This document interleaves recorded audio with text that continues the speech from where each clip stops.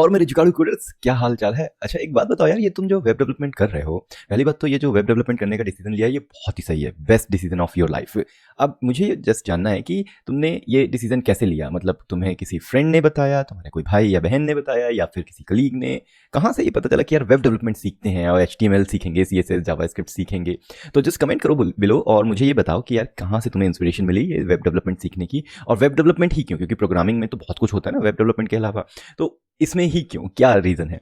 तो ये बताओ और मुझे, फिर थोड़ा सा डिस्कशन करेंगे इस सब चीज़ों के बारे में, मज़ा आएगा। प्लस और भी नई नई चीज़ें शायद जानने को मिल जाएंगे, हर कोई अलग अलग तरीके से कमेंट करेगा ना, तो इस तरीके से।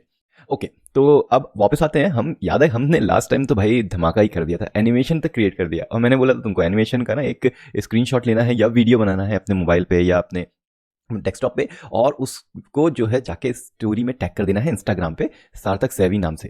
ठीक है, तो सार्थक सैवी मिलूंगा मैं, सार्थक सैवी मिलूंगा मतलब मेरा एक यूजर नेम है इंस्टाग्राम पे, और मुझे टैग कर दो स्टोरी पे, फिर मैं उसको करूंगा रीशेयर और आएगा मजा। ठीक है, अब क्या बचा है? अभी बचा है रिस्पॉन्सिव वेबसाइट बनाना। ये कैसे होता है? ये होता है मीडिया क्वेरीज के थ्रू। अब मीडिया क्वेरीज क्या है, चलो हम पढ़ते हैं। तो होता क्या है, देखो अभी क्या है, अगर मैं इसको इतने वेबसाइट को बड़ा कर दूं, एक काम करते हैं ना, इसको अलग अलग ही कर देते हैं, ये ऐसे करने की बजाय। ये देखो मैंने इसको अलग कर दिया। अब मैं इसको जो है ये ओपन कर लेता हूँ डेव टूल, और यहाँ पे क्लिक करता हूँ ये सेकंड वाले बटन पे, है ना। तो देखो क्या होगा, अब मैं ना, मेरे पास एबिलिटी है कि मैं इसको किसी भी स्क्रीन साइज में सेट कर सकता हूँ, और अगर मैं रिस्पॉन्सिव बोल दूँ तो मेरे हाथ में ये आ जाता है, और इससे मैं प्लस माइनस कर सकता हूँ। ठीक है, इस तरीके से। अब देखो करना ही है कि जब वेबसाइट पूरी फुल हो उस समय, तो ये जो जितने भी नैव बार के हमारे लिंक हैं ये सब ठीक है, लेकिन जैसे ही हम बिल्कुल पास में आए, बिल्कुल छोटे लेवल पे आए, अब देखो क्या हो रहा है, ये सट गए हैं, बिल्कुल बहुत पास में आ गए, और इस लेवल पे जाके तो बिल्कुल ही गड़बड़ हो गया। तो हम चाहते हैं एक लेवल ऐसा आए जिसके बाद ये ना लिस्ट में आ जाए, मतलब एक के नीचे एक आ जाए। अभी साइड में है ना, एक के नीचे एक आ जाए। वो तभी होना चाहिए अगर कोई पर्सन मोबाइल में आपकी वेबसाइट ओपन कर रहा है। अगर इस वेबसाइट को मैं बोलूँगी भैया मुझे ना आईफोन आईफोन 12 प्रो के लेवल के हिसाब से दिखाओ, तो इस समय ये बहुत ज़्यादा फिलअप हो गया जो मेरा नैव बार है, तो मैं चाहता हूँ इसको चेंज कर दूँ। पहला तो ये काम कर दिया हमने।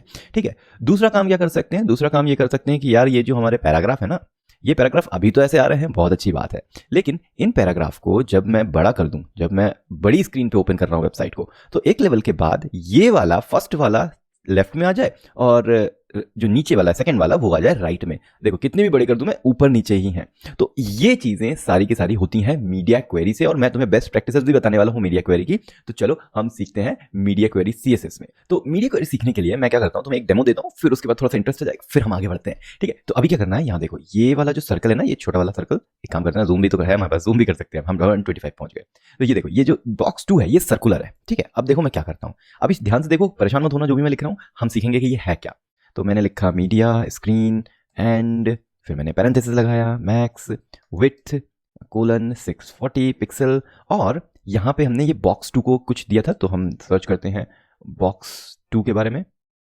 बॉक्स 2 तो है नहीं हमारे पास, लेकिन बॉक्स का सेकंड चाइल्ड हमने यूज़ किया था। इसको उठाते हैं और यहाँ जाते हैं, सेम चीज़ लिखते हैं, पर इस बार हम बोल देते हैं बॉर्डर 0। अब ये क्या है, क्या कर रहा हूँ मैं भाई, 2 मिनट रुक जाओ, बता रहा हूँ, सब बता रहा हूँ।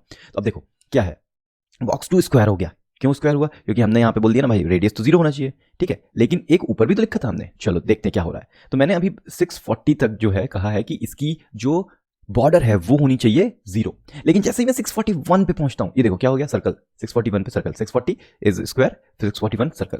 तो हो क्या रहा है, अगर ध्यान से देखो तो, चलो समझते हैं कोड को, फिर उसके बाद समझेंगे ये क्या चीज है सारी। तो यहां पे हमने एक कोड लिखा जिसको बोलते हैं मीडिया। मीडिया में हम स्क्रीन की बात कर रहे हैं, स्क्रीन साइजेस डिवाइस की, और हमने कहा कि वो डिवाइस की स्क्रीन साइज कौन सी होगी, मैक्सिमम से मैक्सिमम 640, मतलब 0 से लेके 640 तक जो भी विड्थ आएगी, उस समय यहां पे मैं जो भी क्लास लिखूंगा, जो भी स्टाइल बनाऊंगा, वही अप्लाई होगी इतने विड्थ के अंदर। जैसे ही ये विड्थ पार होगी, 640 से ऊपर गए, 641 पे गए, ये अप्लाई ही नहीं होगा।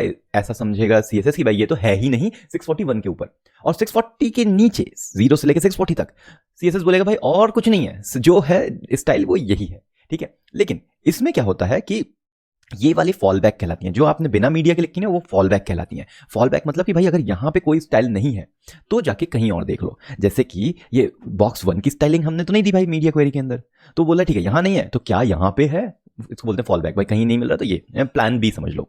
ठीक है, तो ये हो गया। अब ये 640 ही क्यों लिया मैंने, और कुछ क्यों नहीं लिया? तो इसको कहते हैं रिस्पॉन्सिव डिजाइन के ब्रेक पॉइंट्स। अब ये ब्रेक पॉइंट क्या भला है, चलो इस ब्रेक पॉइंट को समझते हैं हम। तो उसके लिए मैंने ये रिस्पॉन्सिव डिजाइन टेलविंड सीएसएस का ओपन कर दिया है। तो एक्चुअली हुआ क्या, मैं टेलविंड सीएसएस पे गया, मैंने यहाँ पे लिखा रिस्पॉन्सिव डिजाइन और मैं यहाँ पहुंच गया, ठीक है ना। तो यहाँ पे देखो इनने स्मॉल से शुरू किया है और इनने कहा है कि यार ये नाम दिए हैं हमने किसको, कुछ रेंज ऑफ विड्थ, डिवाइस की विड्थ को। तो इन्होंने कहा मिनिमम विड्थ कितनी होनी चाहिए, 640 होनी चाहिए, तब हम उसको स्मॉल साइज में गिनेंगे, नहीं तो इसके नीचे जितना भी है वो एक्स्ट्रा स्मॉल कहलाएगा, मोबाइल वाली स्क्रीन, ठीक है। स्मॉल साइज कहां से कहां तक है, स्मॉल मिनिमम 640 है, मैक्सिमम कहां तक जाएगा 767 तक, क्योंकि 768 से मीडियम शुरू हो जाता है। फिर उसके बाद मीडियम कहां तक जाएगा 1023 तक, क्योंकि 1024 से लार्ज शुरू हो जाता है। और ऐसे करते करते हम पहुंच जाते हैं 2XL पे, और 2XL कहता है कि भैया मिनिमम विड्थ होनी चाहिए 1536 और इसके ऊपर जितना जाओगे वो 2XL ही कहलाएगा। अब ये जो है ये कोई स्टैंडर्ड, इंडस्ट्री स्टैंडर्ड अभी नहीं है शायद इसके लिए, क्योंकि मैं देखता हूं कि यार अलग अलग वेबसाइट या अलग अलग डिजाइनिंग स्कीम जो है वो अवेलेबल है। जैसे कि अगर मैं बूट स्ट्रैप पे जाता हूं, बूट स्ट्रैप, भाई आ जाओ यार, हाँ बूट स्ट्रैप पे गया मैं, ठीक है। फिर यहाँ पे जाने के बाद मैंने डॉक्स पे क्लिक किया और यहाँ पे सर्च किया ब्रेक पॉइंट। तो ये कोर कॉन्सेप्ट में गए और वहां पे जाने के बाद हम पहुंच गए ये ब्रेक पॉइंट पे। तो सबसे पहले ध्यान देने वाली बात ये है कि इनका जो स्मॉल है, स्मॉल साइज कहां से शुरू हो रहा है, इनका स्मॉल बोलता है 576 और उसके ऊपर। तो मिनिमम विड्थ इनकी कितनी है 576, ये टेलविंड ने कितनी बनाई थी 640। अब बात आती है भाई किसको चूज करें, which one is good.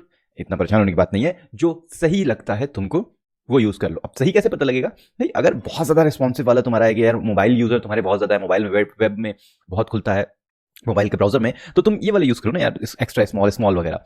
Normal है अगर तुम्हारी वेबसाइट तो ठीक है, ये वाला भी यूज कर सकते हो। इट डिपेंड अपॉन यूजेज, कैसा यूज है तुम्हारा, ठीक है। चलो ये सब तो बहुत बड़ी बात है, अब इतना दिमाग नहीं लगाते, हमें तो बस समझना है यार। तो हम अभी टेलविंड को छोड़ते हैं और हम बूटस्ट्रैप की स्टाइलिंग को समझते हैं। इसका नंबर यूज करते हैं 576, इसने स्मॉल बोला है, ठीक है। तो यहां पे डाल देते हैं 576 पिक्सल। अब जैसे मैं 576 करूंगा ये जो है चेंज हो जाना चाहिए। तो 576 पे ये है बॉक्स, 577 पे क्या मैं ये हो गया सर्कल। अब चलो जो हमें काम करना था, ये जो जितनी भी लिस्ट है हमारे ये नैव बार में जितने भी हैं उनको ऊपर से नीचे रखना है, इस तरीके से फ्लेक्स नहीं होना चाहिए। तो वो कहां पे किया था हमने, तो यहाँ पे देखें तो हमारा ये नैव है, नैव को हमने किया था स्टाइल। तो हम देखते हैं भैया नैव को कहां स्टाइल किया है, ये स्टाइल है। इसमें डिस्प्ले जो है ना फ्लेक्स है, ठीक है। सबसे पहले तो इस डिस्प्ले को वाट लगा देते हैं और इस डिस्प्ले को हटाएंगे, कहेंगे हम नैव में भाई साहब जो डिस्प्ले है ना इस बार फ्लेक्स की जगह उसको कर दो ब्लॉक। ये ब्लॉक जो है वो डिफॉल्ट होता है, याद करो हमने जब पढ़ा था डिस्प्ले वगैरह के बारे में, ठीक है। तो जैसे ही हमने यहाँ गए तो ये जो है हो गया ये 100% डिफॉल्ट वाला, मतलब ब्लॉक, डिस्प्ले फ्लेक्स रहा ही नहीं। अब क्योंकि ये फ्लेक्स नहीं रहा तो बाकी के जो नैव के हैं, ये कौन सा है जस्टिफाई भी किसी काम का नहीं रहेगा। जस्टिफाई को मैं कमेंट कर दूं अगर, तो ये 576 लेवल पे कुछ काम का ही नहीं है जस्टिफाई, क्योंकि इधर पे तो जा ही नहीं रहा है ना, वो ये वाला नैव वाला जो स्टाइल है मीडिया क्वेरी के अंदर उसको यूज कर ले रहा है, ठीक है। ये तो हो गया। अब इसको हम करेंगे कैसे, हमने कहा था एक के नीचे एक होना चाहिए, तो अगर और छोटा कर दूं मैं तो तुम्हें समझ में आएगा। लेकिन इसको ना इंप्लीमेंट करने के लिए एक नया अप्रोच यूज करेंगे जिसको बोलते हैं ग्रिड सिस्टम। तो मैंने ना ग्रिड का जस्ट एक ग्लिम्स दिया था, एक जस्ट इंट्रो दिया था, लेकिन एक्चुअली में यूज नहीं किया था। चलो आज हम उसको यूज करेंगे। तो यहाँ पे जो हमने डिस्प्ले ब्लॉक लिख के रखा है, क्यों ना इसको डिस्प्ले में ग्रिड कर दें। तो ये ग्रिड भी फ्लेक्स की तरह है, लेकिन ये थोड़ा सा पावरफुल है अगर तुम्हें चीजों को सेटिंग करनी है। तो ये देखो अपने आप एक के नीचे एक हो गया। अब ये अपने आप एक के नीचे एक हो गया, लेकिन अगर मैं इसको इंस्पेक्ट करता हूँ ना तो मुझे पता चलता है कि यार इसकी विड्थ तो इतनी है। फिर से करता हूँ यार, ये गायब हो जाता है। देखो इसकी विड्थ तो उतनी ही दिखा रहा है। तो हो क्या रहा है, हमने अभी बताया नहीं कि कितने कॉलम्स चाहिए हमको। तो ग्रिड में हम आते हैं ग्रिड कॉलम्स, और हमने कहा कि ग्रिड कॉलम्स में 2 लिख देते हैं। तो 2 तो नहीं आया यहाँ पे, कि ये जो ग्रिड है ना ये ऐसे नहीं काम करता। ये ग्रिड टेम्पलेट कॉलम्स में आएगा और फिर हर कॉलम की हमें विड्थ बतानी है कि कितने कॉलम रहेंगे। अभी बाय डिफॉल्ट ना एक ही कॉलम है। तो अगर मैं बोलता हूँ कि यार चलो ऑटो और ऑटो, मतलब 2 कॉलम चाहिए मुझे और दोनों की विड्थ जो है ऑटोमेटिकली सेट हो जानी चाहिए। अगर मैं ऐसा करता हूँ तो ये देखो इस तरीके से हो गया।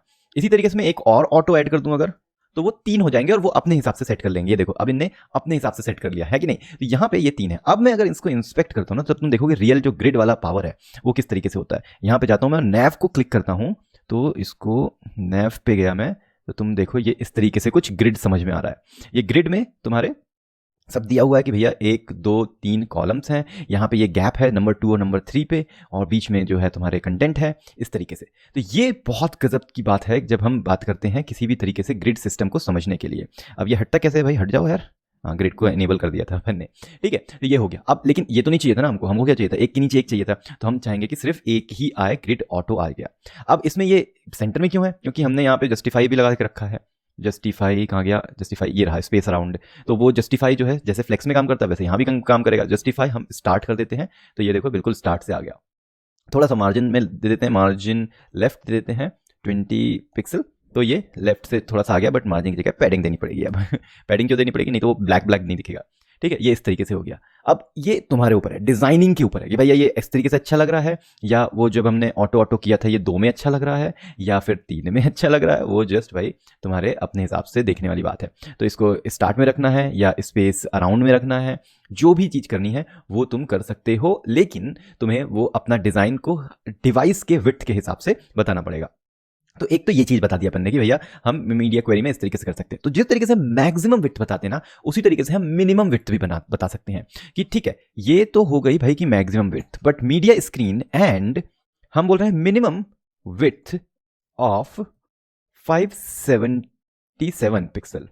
मतलब अब मिनिमम 577 से शुरू होगा और जब तक हम और कोई डिफाइन नहीं करते हैं वो पूरा ही चलता जाएगा। तो हमने कहा 577 में एक काम करेंगे, इसको डिस्प्ले ग्रिड रखेंगे, लेकिन इसको 2 कॉलम कर देंगे हम इस बार। ठीक है, तो मैं इस पूरे को कॉपी करूंगा यहाँ से और यहाँ पे 2 ही दूंगा 3 की जगह।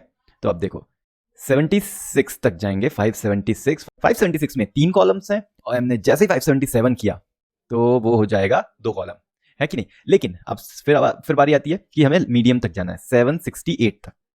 तो अब हम बोलेंगे भाई कि ये 577 से ऊपर, क्योंकि मिनिमम दिया ना, मिनिमम 577, मैक्सिमम कितना भी, यहां पे हमने मैक्सिमम दिया था भाई, मैक्सिमम इतना होना चाहिए, इसके नीचे कितना भी। तो चलो अब एक और बताते हैं और बोलते हैं मीडिया स्क्रीन, स्क्रिप्ट नहीं स्क्रीन, एंड यहां पे हम देंगे मैक्स विड्थ ऑफ 767, क्योंकि 768 से तो मीडियम शुरू हो जाता है, या चलो मिनिमम ही लेते हैं यार, थोड़ा सा समझने में आसानी रहेगी। 768 पिक्सल।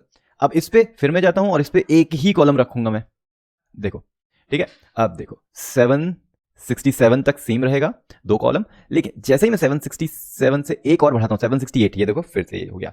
तो ये जो चेंजेस कर रहे हैं हम, ये मीडिया क्वेरी के हिसाब से कर रहे हैं, और हम या तो मिनिमम बताएंगे या मैक्सिमम बताएंगे। अब ऐसा नहीं है कि सिर्फ विड्थ में ही होता है भाई, हाइट में भी खेल सकते हो तुम, मिनिमम हाइट वगैरह भी बता सकते हैं, HEIGHT ठीक है, ये हाइट में भी खेला हो सकता है, पर ये खेला जो हाइट में होता है वो सेंसिबल नहीं होता, क्योंकि हाइट हमेशा स्क्रोलेबल होती है, तो ज़्यादा कुछ करना नहीं होता है कि भाई स्क्रोल करते समय तुम CSS चेंज कर दोगे, वो जो सेक्शन है वो तो स्क्रोल के बाहर चला गया ना, स्क्रीन में है ही नहीं, तो यूज़ नहीं होता है ज़्यादा ये। इसलिए मैक्सिमम हमें हमेशा विड्थ ही यूज़ करते हैं, चाहे वो मिनिमम विड्थ यूज़ करो चाहे मैक्सिमम विड्थ यूज़ करो, ये तुम्हारे ऊपर है। और इस तरीके से जो है मीडिया क्वेरीज लिखते हैं। एक चीज़ और बतानी है कि ये देखो हो क्या रहा है, हमारा 3 तरह की मीडिया क्वेरी है। तो अभी तो हम समझने के लिए हमने सिर्फ नैव में किया, लेकिन पूरी वेबसाइट में जब रिस्पॉन्सिव बनाते हैं तो बहुत सारी हो जाती है मीडिया क्वेरी। तो हम क्या कर सकते हैं, जिस तरीके से हमने ये स्टाइल CSS लगाया है ना, इस स्टाइल को हम CSS लगाएंगे, लेकिन इसमें हम नए स्टाइल CSS बनाएंगे और उस स्टाइल CSS को कुछ और नाम देंगे। जैसा कि हम नाम दे सकते हैं style 577 CSS, style 768 CSS, style 576 CSS। अब मिनिमम मैक्सिमम कैसे डिफाइन होगा वो तुम देखो भाई, नाम कैसे सेट करना है, तो मैं बताता हूं कैसे होता है।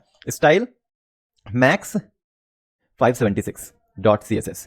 अब ये मैक्स वाला जो स्टाइल CSS है, इसको मैं उठाऊंगा, यहां से कट करूंगा और यहां पे पेस्ट कर दूंगा। ठीक है, अभी फिलहाल के लिए अगर तुम इसको नीचे जाओगे मतलब कि इसमें एक्स्ट्रा स्मॉल पे जाओगे, तो ये देखो ये इसी तरीके से ग्रिड में आया ही नहीं है। क्यों नहीं आया, क्योंकि यह तो हमने उठा के यहाँ रख दिया। अभी इस मैक्स 576 को हमें इंपोर्ट करना है, इंपोर्ट या लिंक करना है। ठीक है, तो कैसे डिफाइन करेंगे हम, यहाँ पे हमारा एक मीडिया नाम का होता है एट्रीब्यूट इस लिंक के अंदर, और एग्जैक्टली यही बताएंगे, स्क्रीन एंड जो भी है।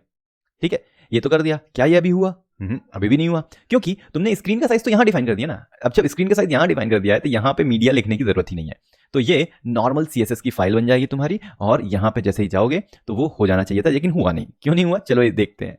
और वो इसलिए नहीं हुआ क्योंकि हमने अभी नाम जो है वो गलत दिया है। हमने कहा स्टाइल मैक्स 576 CSS, और जैसे ही वो ऐड किया, ये देखो अभी फिर से ये आ गया 3 ग्रिड में। ठीक है, और हम थोड़ा सा बड़ा करते हैं तो 2 ग्रिड हो गया, फिर इसके 576 था ना, 576 के ऊपर गए तो 2 ग्रेड हो गया। तो इस तरीके से तुम हर एक मीडिया लेवल का जो है एक CSS बना सकते हो, और उसमें बहुत क्लीन तरीके से CSS को स्टोर कर सकते हो फाइल में, डेडिकेटेड फाइल। उससे पता रहेगा यार कि अच्छा इस स्क्रीन साइज की ना सारी की सारी स्टाइल ना इस वाले फाइल के अंदर है, जो कि मैसिंग नहीं करेगी, मैस्ड अप नहीं करेगी दूसरी फाइल को। हो सकता है यहाँ पे तुमने कुछ चेंज करना था, तुमने नैव में तुमने ध्यान नहीं दिया, अभी तो दिख रही है ना ये मीडिया क्वेरी, बहुत बड़ा हो जाएगा जब तो तुम्हें पता चला दिखी नहीं, और तुमने ये किसी और स्क्रीन साइज में चेंज कर दिया। ले भाई, हो गया कल्याण, हो गए, निपट गए। अब बॉस पूछेगा तो बोलेगा भाई ओ गलती हो गई थी, इस तरह से, है ना। तो ये सब नहीं करना है भाई, है ना। अपने को बहुत सेफली चलना है और बेस्ट प्रैक्टिसेस चलना है, और यही है सबसे अच्छी प्रैक्टिस। मीडिया क्वेरीज को ऐड करने की डेडिकेटेड फाइल लगा लो, मस्त मजा आ जाएगा। तो बहुत मजेदार वाली चीज की है हमने, और यहाँ पे हमारा CSS का मोटा मोटा सारा चीजें पढ़नी चाहिए थी, हमने पढ़ ली हैं। अब हम शुरू करेंगे रियल प्रोजेक्ट काम करना, जो हम 2 से 3 रियल प्रोजेक्ट बनाने वाले हैं, बड़े बड़े। उन प्रोजेक्ट को तुम अपने रिज्यूमे में डाल सकते हो कि भैया ये देखो, ये मैंने CSS से खुद से बनाया है। ठीक है, ऑब्वियसली तुम ही बनाओगे, मेरा वाला कॉपी करके नहीं करना है ना, फिर तो चीटिंग कराएगी। खुद से ट्राई करना है, बनाना है, और फिर उसको रिज्यूमे में लगाना है। उसको तुम गिटहब में डाल सकते हो, गिटहब में एक पेज बना दो, वहां पे तो CSS वगैरह भी लग जाएगी और बढ़िया तरीके से दिख जाएगा। या खुद की पोर्टफोलियो वेबसाइट बना लेना, मैं बताऊंगा कैसे बनाया जाता है। ठीक है, तो चलो अब इतने सारे जुगाड़ करने के बाद हम फाइनली CSS के अंत तक आ गए हैं, और लेकिन 3 प्रोजेक्ट हम करने वाले हैं। 3 प्रोजेक्ट में आएगा बहुत ज्यादा मजा, और देखते हैं हम कैसे करते हैं। और यहाँ पे करना है हमें कोड में जुगाड़, और देखते रहना है कोड जुगाड़।